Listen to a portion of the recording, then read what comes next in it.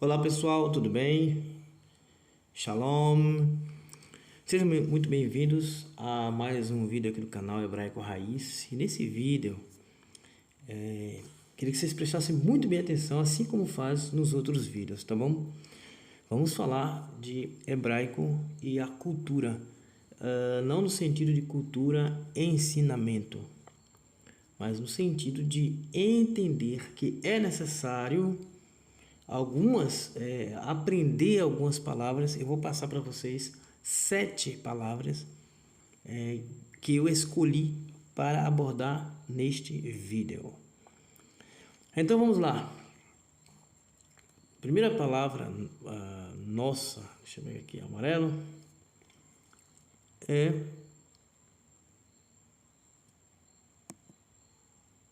eu vou escrever para que vocês escrevam aí também, tá? Não se escrever tão grande assim não. Isso aqui eu tô falando para mim mesmo, viu?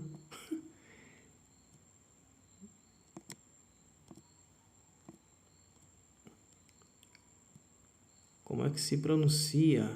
Já estava essa palavra, essa letra. Shin, aqui, Lamed, sempre lembre que a escrita é daqui para cá, viu? Por favor, sempre será daqui para cá, nunca será ao contrário. Só na transliteração, aqui eu estou escrevendo a letra. Então é daqui para cá, sempre. Sempre. Então vamos lá. Shulhani, tá? É essa palavra. Vou escrever aqui, ó, vou transliterar aqui. Quem precisa de transliteração. Shul, você pode botar um apóstrofo aqui, alguma coisa assim, nesse sentido. Não gosto muito, mas você pode fazer aí para te ajudar. Shulhani, tá bom? Shulhani. O que é Shulhani? A palavra Shulhani hoje significa mesa, tá? Ok, então você aprendendo hebraico, será fácil você se deparar com essa palavra. Tem algum problema você entender a palavra Shulhani, da garganta, como se estivesse escarrando, Shulhani. Tem algum problema você entender a palavra Shulhani como mesa? Não. Porque hoje, entendo o que eu estou falando, hoje Shulhani significa mesa. Porém, nem sempre a palavra Shulhani significou mesa. Tá bom? Antes da palavra Shulhani significar mesa, quem tiver aí que é meu aluno já sabe, né? A palavra Shulhani significava tapete sobre o chão. Shulhani era uma palavra usada para o tapete que se colocava no chão. Aquilo era chamado Shulhani. Eles não tinham a ideia da palavra mesa como nós temos. Não tinham. Inicialmente era um tapete sobre o chão. Botava o tapete sobre o chão para comer, botava o tapete sobre o chão para conversar, etc. Sempre tinha um tapete sobre o chão. Então essas palavras, na verdade eu vou até mais além. Tudo começa na verdade no Egito. Quem for lá no meu canal Pergunte a Jartov, lá tem uma playlist, Os Mistérios do Egito. Tudo começa lá. E lá todo mundo sabe, até os filmes colocam isso, todo mundo sentado no chão, às vezes coloca até alguém encantando serpente, aí mistura alguma coisa com outra e tal, mas sempre tem um tal de um tapete. Vocês não perceberam isso? E sempre nas histórias medievais, nas histórias mais antigas, até mais anteriores do que as medievais, sempre tem um tapete e alguém sentado com aquele cruzamento clássico de perna.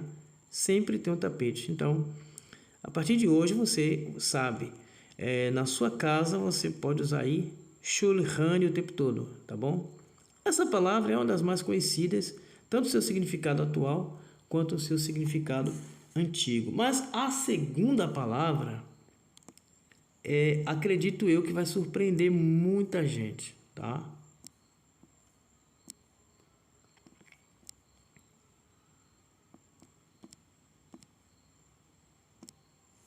A segunda palavra é, cuidado com a pronúncia, não é Adon, eu vou exagerar, depois eu vou tirar. Adoni, eu vou tirar.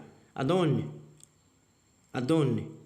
A palavra Adoni hoje significa Senhor, certo?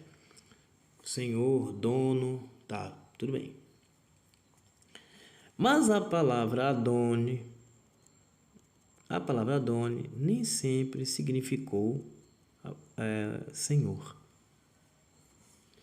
A palavra Adoni é a junção de duas palavras, tá?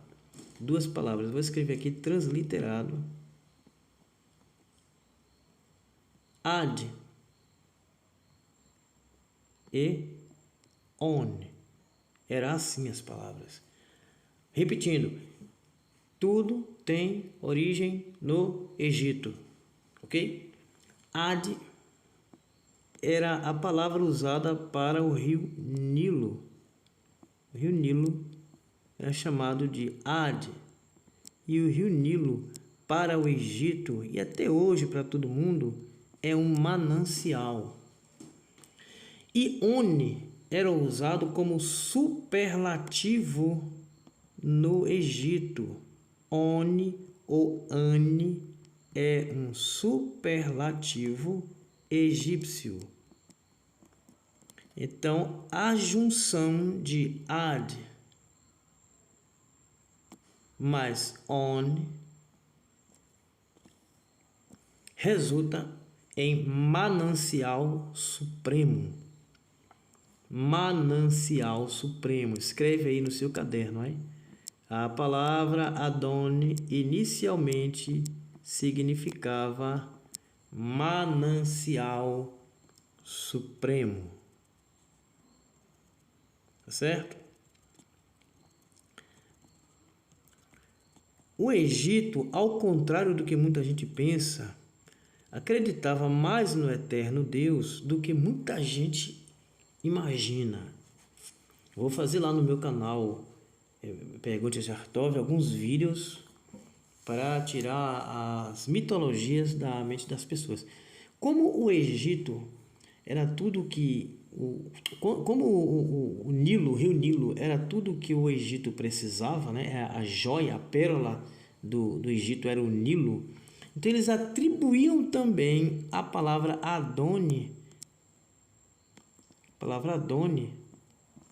eles também atribuíam ao Eterno, tá? Ao Eterno. O Eterno Deus também era chamado de Adon. Eu não sei se vocês sabem, mas se não sabem, vão saber agora.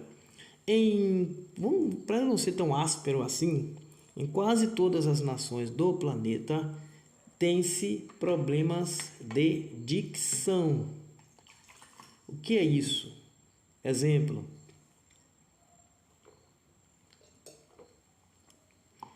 Por que nós brasileiros temos problemas com a letra Resh? Essa letra aqui, Resh. Por que nós temos a tendência de pronunciar Resh? Porque não temos nenhuma palavra de origem brasileira que comece com essa pronúncia. Então nós temos um problema. E quando vamos estudar hebraico, temos que saber de antemão que temos não só esse, mas vários problemas de dicção. Nós temos um problema de dicção que nós escrevemos C-A-S-A e pronunciamos o S como se fosse Z. Tá vendo? Como se fosse Z. Casa. Se fosse de outra forma, nós pronunciaríamos caça.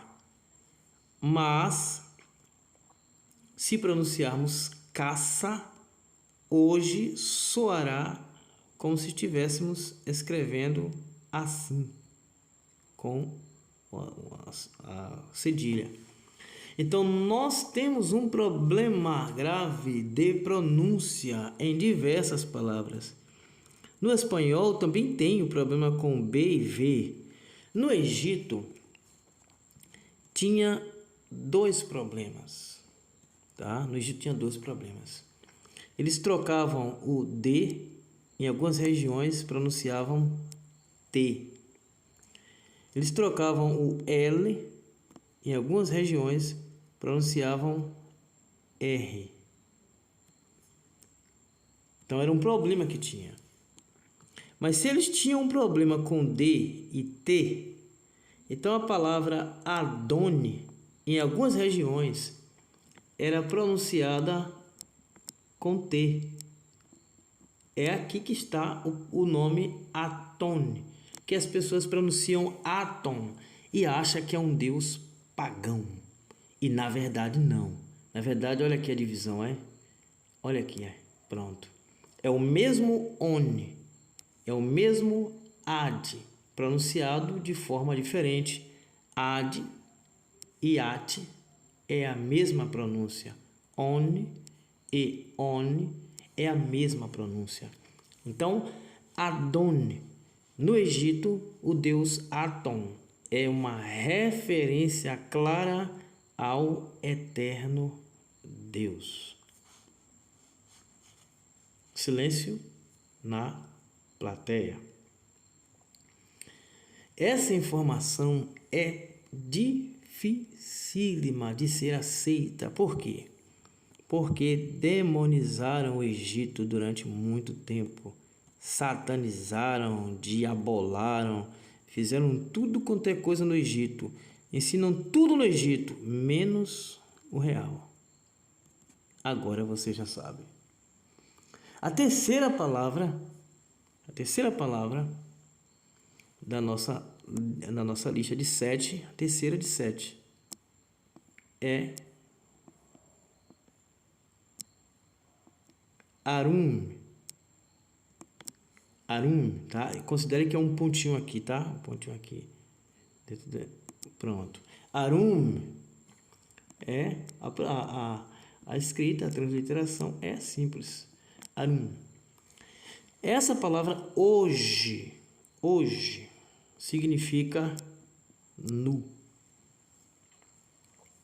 Então, quando você abre a escritura em Bereshit capítulo 2, no final do versículo 2 e no início, o capítulo 3, versículo 1, se eu não estiver enganado, é 2, 25 e 3, 1.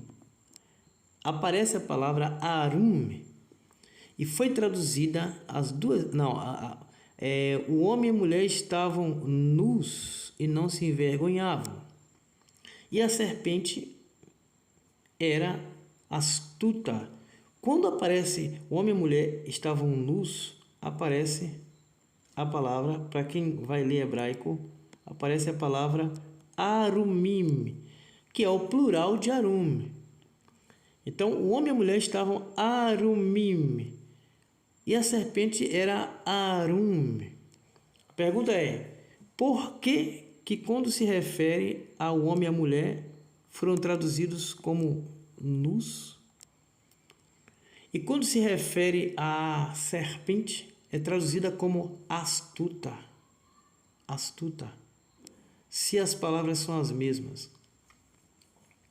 Porque quem traduziu a escritura, nós sabemos quem é, não precisa falar, traduziu de acordo com o conceito de quem estava pagando-o para traduzir, e não de acordo com a cultura na qual surgiu a palavra.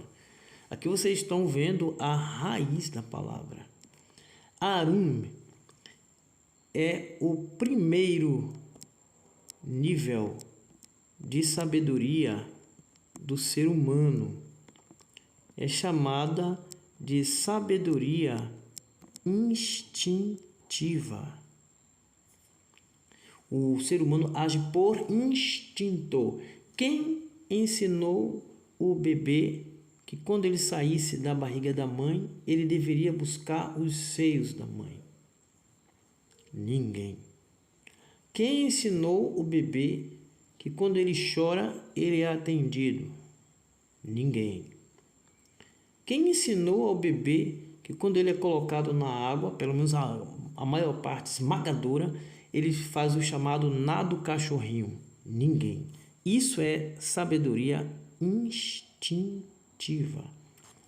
Então o texto de Bereshit, na verdade, está dizendo assim. Na verdade está dizendo assim: o homem e a mulher eram instintivos, mas a serpente era mais instintiva.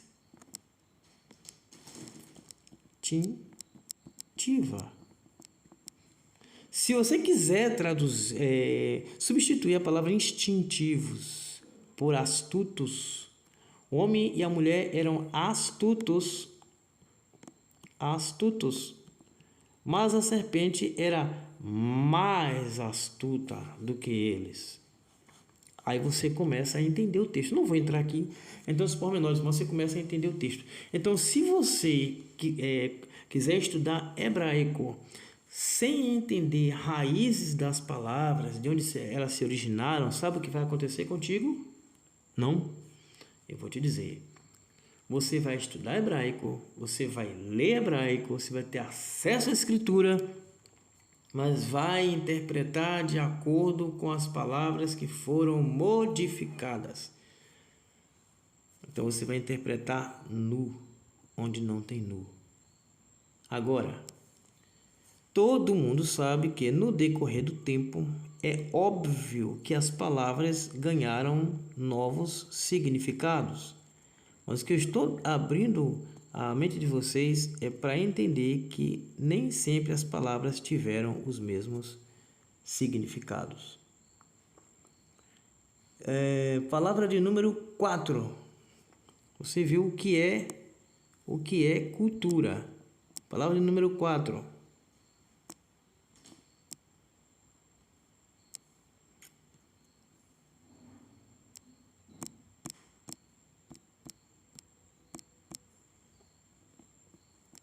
Já sabe ler? Ok, é essa palavra mesmo.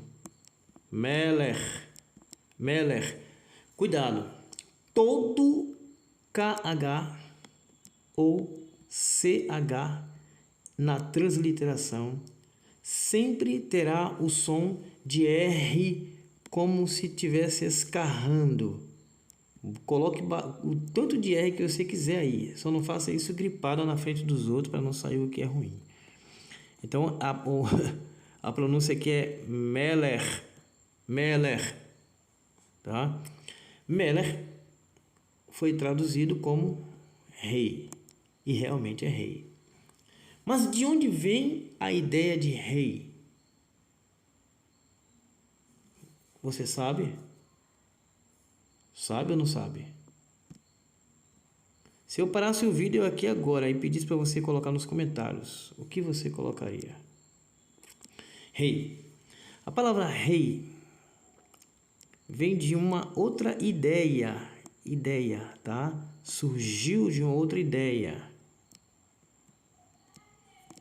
Surgiu da palavra melar.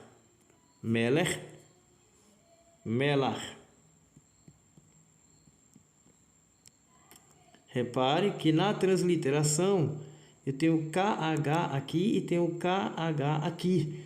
Porém, na letra eu tenho um kaf sofit aqui e tenho um reit aqui. São letras diferentes. Por quê? Meler, rei. E melar é sal. Então, Jartov, qual é o problema aí? O problema é que o rei, quem era o rei? Inicialmente, tá? Era o que detinha o poder do sal. O sal era o elemento mais importante da época. Ainda hoje é. É o que dá gosto, é o que conserva, é o que isso, é o que aquilo. Então, se naquela época, se você conseguisse deter o poder do sal, como é o petróleo hoje, tá? É mais ou menos assim. Aquele que tem a maior quantidade de petróleo é o que governa naquele local, é o que todo mundo se submete, todo mundo vai comprar na mão dele, etc, etc, etc. Então o Meller, a grande guerra na época era pelo sal, para conservar a comida, para dar gosto, para tudo, era o sal, tá? Então o Meller é o que tinha o poder do Melar. O Meller era o que tinha o poder do Melar, é o que tinha o governo do Melar. Se você invadisse uma cidade, tomasse ela e fosse o dono do sal, então você é o Meller. Invadiu uma cidade, tomou uma cidade, é o dono do sal, é o dono do Melar, então você é um Meller. Então você defendia as suas jazidas, as suas reservas de Melar. A quinta palavra, Shulchan, Aron, Meller. A quinta palavra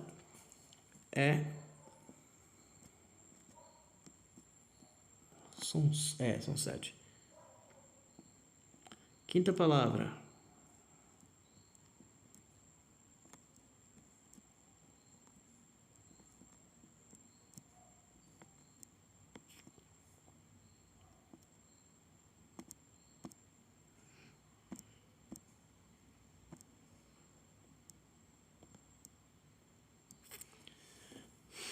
Vamos lá, vou colocar aqui o transliteração. Aqui você pode botar um apóstrofo, alguma coisa assim, para poder ajudar.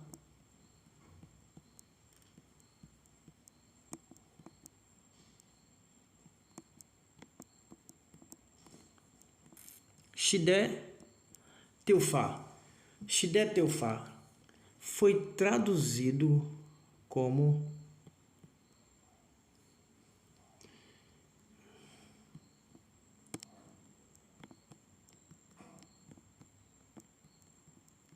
aeroporto. Ok?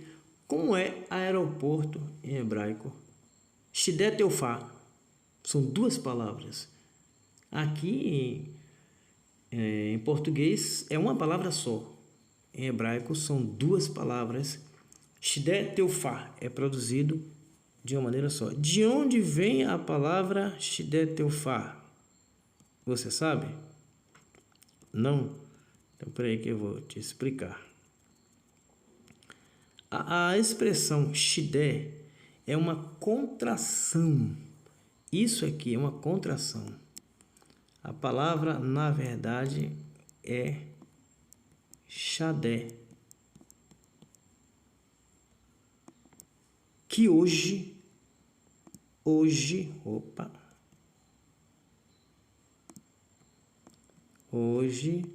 quer dizer campo, tá? E Teufá, o significado mais óbvio. Eita, aqui é voo, tá? Porque eu acho que não dá para botar aqui. Aí, tá muito colado. Voo.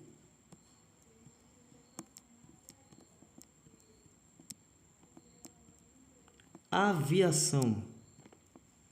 Então, Shidé Teufá é campo de voo ou campo de aviação. Então, não existia essa palavra. Então, teve que ser formada. Como é que vai ser formado? Bom, o que é campo? Tem outra palavra lá para campo, tá? Mas a palavra melhor que pegaram, uma palavra modernizada, foi Shadé. Fizeram uma contração, Shidé. E colocaram o teufá, que é voo, aviação. Então, campo de aviação. Mas, como sempre, nesta lista, temos que saber de onde vem a palavra Xadé. Primeira vez que aparece a palavra Xadé na escritura é em Breshit 2, 5. Em algumas versões vai ser 2,4, depende da versão, viu? E tem essa questão dos versículos serem um pouco diferentes de uma para outra. Breshit 2,5 é a primeira vez que aparece a palavra Xadé. E não tem a ver com aeroporto, obviamente que não. Então, o que era Xadé? Qual a importância de Xadé? Eu não vou entrar nos pormenores da criação do ser humano, que aí vai dar bronca mesmo. Mas vamos lá. Xadé era a palavra que hoje entendemos como Oriente Médio. Oriente Médio. Bom? Quem quiser entender o segredo que está ali para a criação, o grande segredo está justamente na palavra Xadé. Se você ler devagar, de repente você pode acertar. Não é? Você tem que prestar muita atenção ali, conhecer muito o Breshit, os Breshit egípcios, etc., para poder você entender aquela passagem. Tudo ali é Egito. Tá? Chegou na nossa mão uma versão hebreia, mas tudo ali é Egito. Estou falando isso desde o início do vídeo. Então, Xadé era uma expressão usada para o Oriente Médio, ok? Para aquela região que hoje chamamos de Oriente Médio. Só que depois, como acontece em todos os idiomas, existe uma defasagem de significado. E à medida que o tempo passou, a palavra Xadé passou a não significar só Oriente Médio, mas ganhou força no seu significado atual, que é campo. A sexta palavra, tem essas palavras, uma boa quantidade de pessoas já conhecem, mas tem alguns que não conhecem. Que é fechado, tá? Já falei dessa palavra aqui algumas vezes. Eita, que não tá indo não.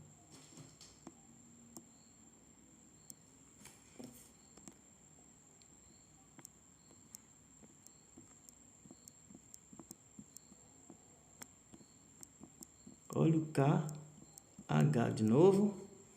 Mitbar, que foi traduzido. Opa! Que é isso? Foi traduzido como cozinha. Não cozinha de cozinhar, cozinha cômodo, tá? 2,4, sala, cozinha e banheiro. Mitbar, ok. Então a palavra cozinha é mitbar. Beleza, tranquilo, tá? Então vamos fechar o vídeo e ir embora. Valeu, shalom. Mas de onde vem a expressão mitbar?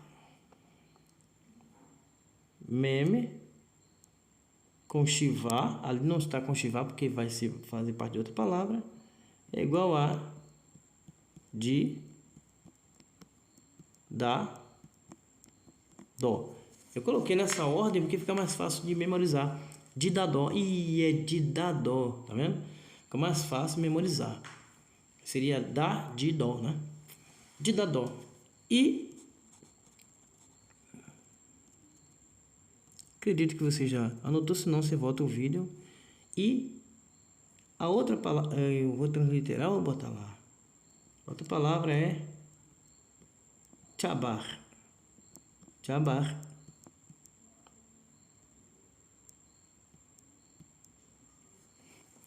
É a palavra usada para o que corta pescoço na época. Carrasco. Não? Carrasco vai cortar a carne, vai cortar o pescoço. Então, local de cortar carne, cozinha. Quem cortava a carne? Carrasco. Então vai pegar a palavra carrasco, que é o que corta a carne, e vai transformar na palavra cozinha, local de cortar a carne. Tá bom? Então essa é a origem da palavra cozinha. Mitbar. Mitbar. Qual é a melhor... Eu vou até soltar aqui. Qual é a melhor maneira de memorizar uma palavra? Usando-a. Bom, você não já sabe que a palavra cozinha é mitbar? Então, todas as vezes que você entrar na cozinha, mesmo que você não pronuncie para os outros ouvir, mas faça sair da sua boca a palavra mitbar. Mitbar, tá? Mitbar, cozinha. Ok? Local de cortar a carne. Vamos lá. E a sétima e última palavra é a palavra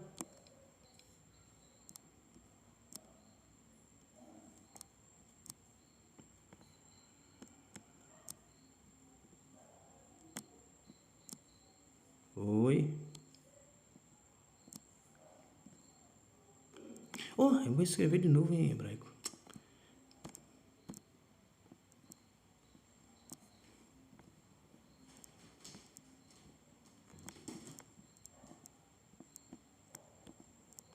Mishpat. Mishpat. A palavra mishpat foi traduzido como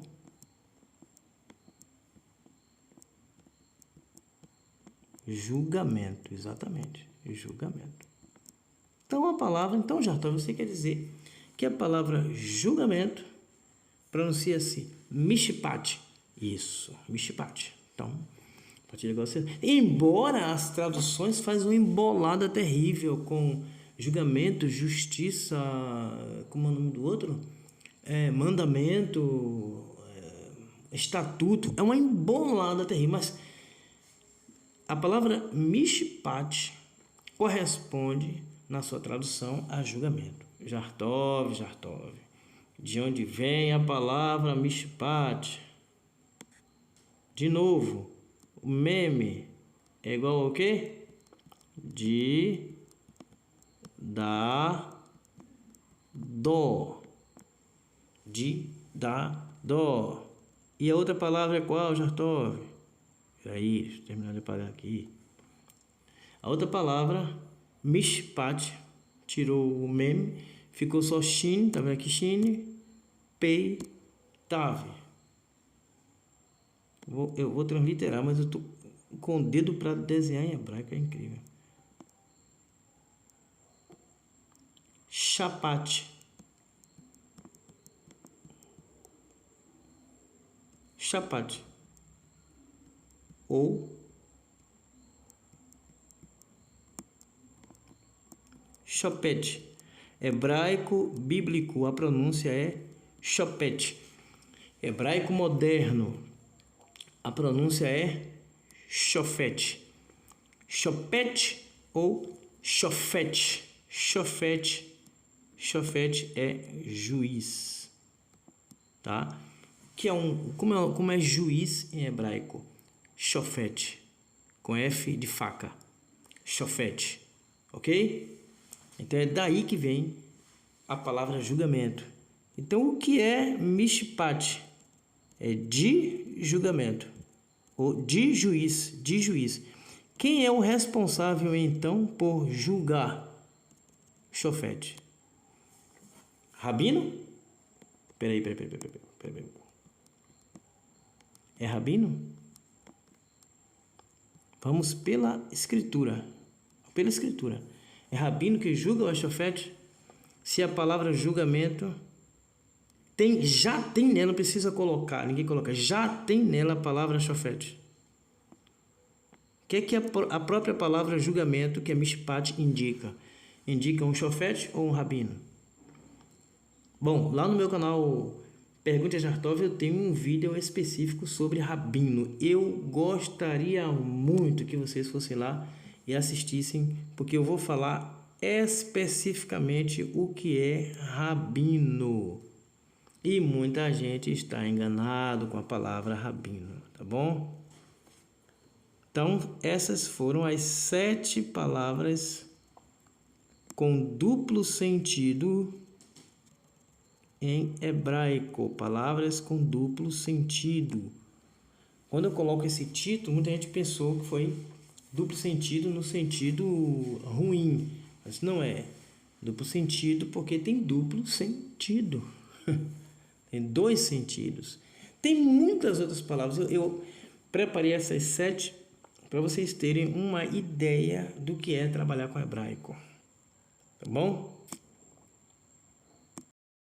Então é isso, pessoal. Eu fiz questão de fazer esse vídeo para que aquelas pessoas que vão estudar hebraico tome cuidado, porque uma coisa é você, por exemplo, pegar... Eu quero traduzir um versículo. Tá, você vai lá, faz o seu estudo, tá, é uma coisa. Outra coisa é você mergulhar em outro idioma que tem a ver com outra cultura. Infelizmente eu vejo muita gente ensinar como se fosse cultura brasileira, né? Quem enxergar, tanto em português quanto em hebraico, quem enxergar a Bíblia, a Escritura, como se fosse hoje, usando as mesmas métricas, como se estivesse no Brasil. Não. A Escritura, a Bíblia é de origem oriental, o médio oriental. Nós estamos no Brasil. América do Sul, não tem nada a ver. Então, se você não procurar entender como funciona a cultura, por exemplo, eu vou estudar japonês, exemplo. Vamos supor que eu vou estudar chinês. Então, tem lá um monte de coisa que nós aqui não utilizamos. Se eu não entrar na cultura, pelo menos em algumas palavras, para entender como funciona o mecanismo, eu vou me atrapalhar. Por exemplo, tem gente que acha, por exemplo, senta para estudar hebraico, aí vê tudo pelo computador. Primeiro, não vai pegar a pronúncia. Pelo livro, primeiro, não vai pegar a pronúncia. Aí tá lá, Aleph, Bet, Gimel, Dat, Rei, Vav, Zayin. Cada letra tem o seu significado. Olha o risco que corre. Cada letra tem o seu significado, blá, blá, blá, blá. Todo mundo já sabe. O que você não sabe é que quando você diz assim, Zayin representa a arma, podão. Beleza, ótimo. Vai lá, pronuncie a palavra Zayin no meio do povo, você vê o que é. É um órgão do homem, Zayin. Não sabe isso não? Aí você não sabe da cultura, você quer estudar de acordo com a cultura do Brasil, chega lá, pá, pronuncia a palavra, você tá perdido, você vai entrar em maus lençóis. E lá não é o Brasil, você pronuncia uma palavra dessa no meio do povo. É complicado. Então, se aproxime mais da cultura para ficar por dentro do que acontece. A gente vai estudar inglês, a gente se aproxima da cultura. Por que em hebraico é diferente? Eu vejo sempre essas coisas, esses ranços, assim, quer achar que hebraico é igual ao português, que a cultura lá é igual aqui. Não é, é outra cultura. Se você não entrar mesmo, não mergulhar mesmo, fica muito difícil você entender. Aqui você tem uma palavra praia. É uma palavra só. Lá é kefatiam. Kefat é lábio. Yam é mar. Lábios do mar é praia. Porque se você enxergar de longe, você vê a praia, a água vindo, e a areia da praia, a areia ali, é como se fossem uns lábios, lábios gigantescos. Eles não tinham a palavra praia. Então eles criaram a palavra praia. Lábios do mar. É assim que funciona. Então eu vou deixar, se eu não me esquecer, eu vou deixar o link dos 3 vídeos que eu menciono nesse vídeo, para vocês assistirem e compreender um pouco mais como funcionam as coisas. Tá certo? Muito obrigado pela sua visualização. Um forte abraço. Não esqueça de deixar o like e de fazer comentários, que é muito importante. E compartilhe para o máximo de pessoas que você puder. E estaremos juntos no próximo vídeo. Valeu, shalom.